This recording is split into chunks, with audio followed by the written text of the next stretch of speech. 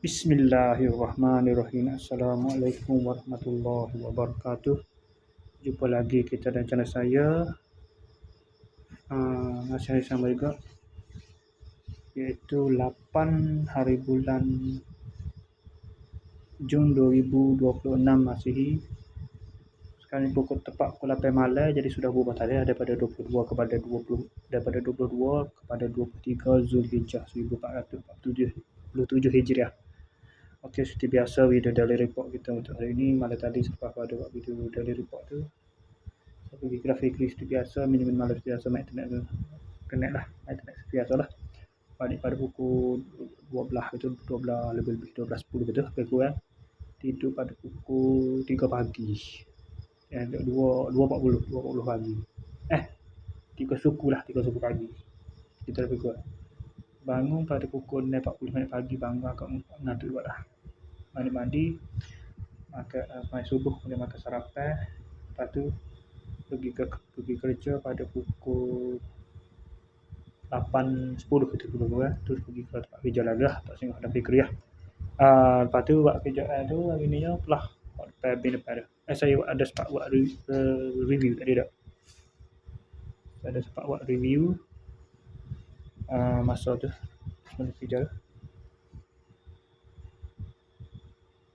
Lepas tu jajak sempat buat review. Lepas tu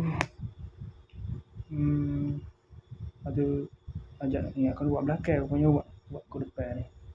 Bing kat depan, muka kat sutuh depan, post depan tu. Lepas tu pelah situ dah.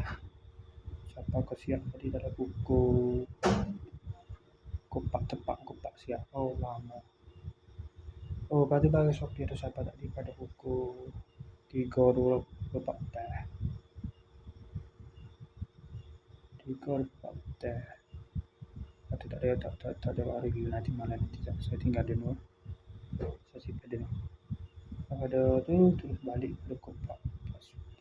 Minit tadi terus balik. Terus mandi, semaya maghrib. Semaya zuhur. Lepas tu asal 4.3 benar. Relax sekejap, lepas tu pergi pasar sekejap. Dia bahagian sikit. Dia ada abang penggaruk belakang tu. Lepas